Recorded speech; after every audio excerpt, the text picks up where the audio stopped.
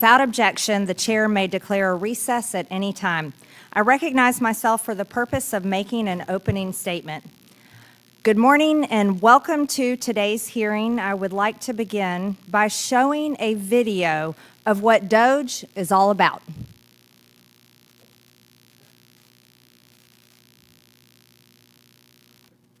We know and we have worked to give the American people a smaller, less bureaucratic government in Washington. And we have to give the American people one that lives within its means. The era of big government is over. The steps we're taking today will save the American taxpayers $9 billion and ordered federal agencies to cut billions of dollars in administrative costs and to trim 100,000 federal positions by attrition. This report tells us how to cut waste, cut red tape, streamline the bureaucracy, change procurement rules, change the personnel rules, and create a government that works better and costs less. We'll consolidate departments. We'll get rid of duplicate departments. We'll allow competition to bring about better service at lower cost. We can downsize government by 12%, reducing the bureaucracy by 252,000 positions. Everyone knows that getting rid of the deficit will require some tough decisions.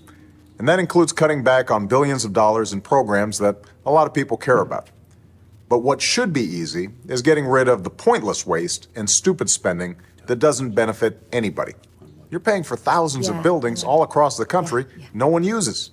Now, the government hadn't been able to sell this building and others like it because of red tape. We thought that it was entirely appropriate for our governments and our agencies to try to root out waste, large and small, in a systematic way. And in September, Joe convened the cabinet and has really pushed them hard in finding savings across all our agencies. We need to step up our game. We need to go after every dime. We need to make government work for you. That's why, starting today, I've asked the Vice President to lead a renewed effort to hunt down misspent tax dollars in every agency and department of this government. We're not just eliminating fraud and waste. We hope to be instilling an entire new culture that not only our administration, but every succeeding administration will in fact pursue. We're going to give you the government you expect and deserve. I certainly wish that my Democrat colleagues felt the same as their former Democrat leaders felt and worked to try to reduce our deficit and reduce the size of our government. Unfortunately, these former Democrat leaders failed at what they were saying they were trying to do. But today's Doge and Doge subcommittee is actually delivering on those exact promises, and we are delivering the results. It's too bad that my Democrat colleagues constantly mock Doge, attack Doge, criticize Doge, and criticize the hardworking people in Doge. They also attack this committee and attack what we're all about.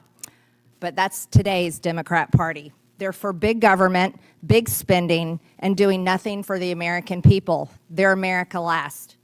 This subcommittee has highlighted where Doge has staunched the flow of waste, fraud, and abuse in federal spending.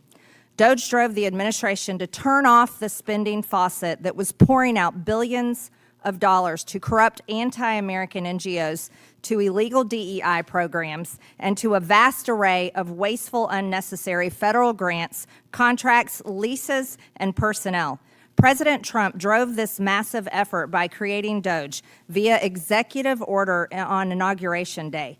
He then issued a series of White House directives empowering Doge teams to work with agency leaders government-wide in an unprecedented effort to root out wasteful spending using all means at their disposal.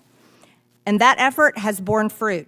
The Doge website identifies $180 billion in savings achieved in just a matter of months. We need to make sure we lock in those savings. It should be the first installment we pay on our nation's $37 trillion debt. We need to tackle that debt on behalf of our children and future generations. That's why Congress needs to act. Doge has shown how our government can cost less and deliver more.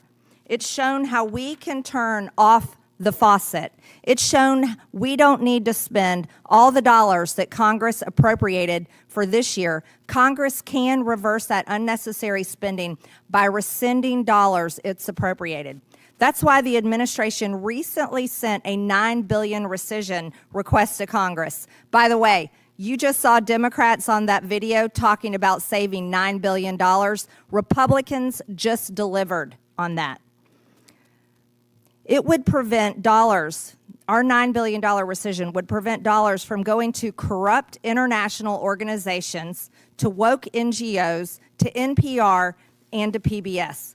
The House adopted the legislation earlier this month, H.R. 4, the Rescission Act of 2025. But we need to do more, much more. $9 billion is just the tip of the iceberg of the waste that Doge has identified and of the spending that the administration has paused or shut off. So Congress needs to work with the administration and Doge to rescind billions more of dollars it has appropriated for agencies to spend. Doge is also creating savings that will lower the cost of government for years to come.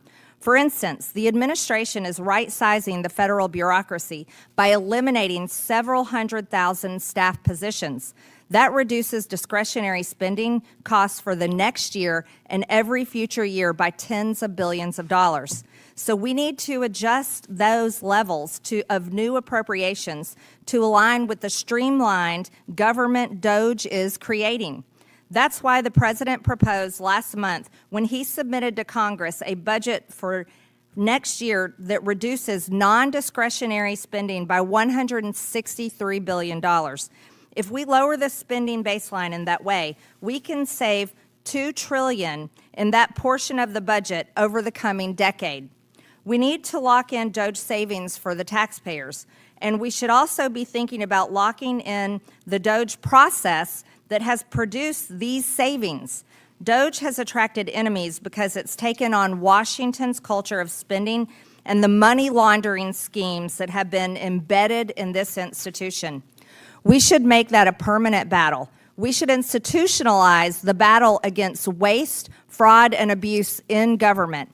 I hope that is something with which my Democrat colleagues can at least agree on. Doge is working with agencies to reduce the rampant fraud that GAO says costs taxpayers as much as $500 billion annually. To enhance fraud detection, agencies are now providing the Treasury Department more information about financial awards, and they are making more use of Treasury's Do Not Pay database to avoid funding fraudsters.